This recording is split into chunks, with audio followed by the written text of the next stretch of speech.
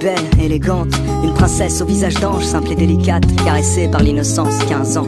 Tellement mignonne pourtant, elle n'en est pas consciente. Elle trouve sa poitrine petite, ses fesses immenses. Elle se fait des tripes, elle pense qu'il faut qu'elle change. Elle voudrait se sentir unique, mais se sent juste différente. Elle se déteste, elle noie dans les complexes. Ses copines ne parlent que de sexe et elle stresse parce qu'elle est encore vierge en secret. Chaque soir, elle rêve du prince charmant, même si elle sait que ce genre d'histoire n'arrive que rarement. Et avec le temps, en elle s'installe le doute. Alors elle prie que Dieu l'écoute. Mais les jours passent, le chagrin grandit. Et tous les garçons qu'elle aime plaisent aussi à sa meilleure amie. Amie d'enfance, amie de cœur, amie pour toujours. Ouais, le genre d'ami qui te trahit pour une histoire d'amour. On en parle comme d'une maladie qu'on a souvent lorsqu'on est petit, mais dont on guérit quand on vieillit. Et si à 15 ans l'amour est fictif, pourquoi chante-t-elle dans la langue de Shakespeare un refrain qui fait Let me know when the world is a better place. Maybe then I'll come back. Now I'm going to outer space, looking for another place to crash. Let me know when the world is a better place. But now you have to let me go. I'll meet you there on the patio where Juliet met Romeo. Il est pisse, enfin c'est ce que ses amis disent. Le genre de gosse qui n'aimait que des ondes positives. 16 piges, si romantique. Pas le type classique qui ne pense qu'avec sa tête. Enfin comme tous les mecs qui pensent tout le temps au sexe. Mais ça n'empêche que son rêve est de trouver Juliette. Mais plus il cherche et plus l'espoir faiblit. Et l'on oublie le sens de la vie.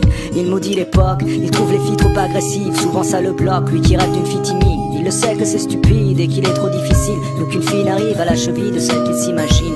Roméo, Roméo, devant l'ordi et ses jeux vidéo, jusqu'au bout de la nuit à faire le tri de tous ses idéaux. Et dehors, une voix distante lui chante Let me know when the world is a better place. Maybe then I'll come back. Now I'm going to outer space, looking for another place to crash. Let me know when the world is a better place. But now you have to let me go. I'll meet you there on the patio where Juliet kissed Romeo. Elle était seule ce soir-là, il la voit de loin. Elle a le cœur qui bat à 1000 à l'heure mais fait semblant de rien. Lui pour une fois n'y pense pas trop et son instinct le guide. Et tout lui vient de manière instinctive. Il s'approche d'elle, salut, ça va? Elle lui sourit, et voilà, c'est aussi simple que ça. À quoi bon chercher des prétextes quand il suffit d'un mot, d'un geste, et le destin fait le reste. Ils passent la nuit à se raconter leur vie, à s'enlacer, faire l'amour, s'embrasser à l'infini. Finally, les deux se sentent vivre, elles écrivent un nouveau chapitre du livre. Juliette et Roméo, Roméo et Juliette, sans fin tragique, une histoire si parfaite. Le genre d'histoire qui aujourd'hui n'existe pas, car ici-bas, souvent, ça finit comme ça.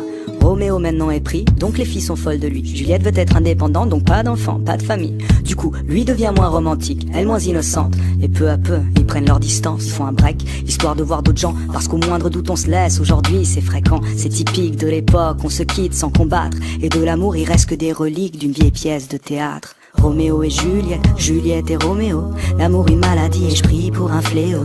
D'ici là je m'en vais loin d'ici. Peut-être que sur une autre planète ils ont compris le sens de la vie.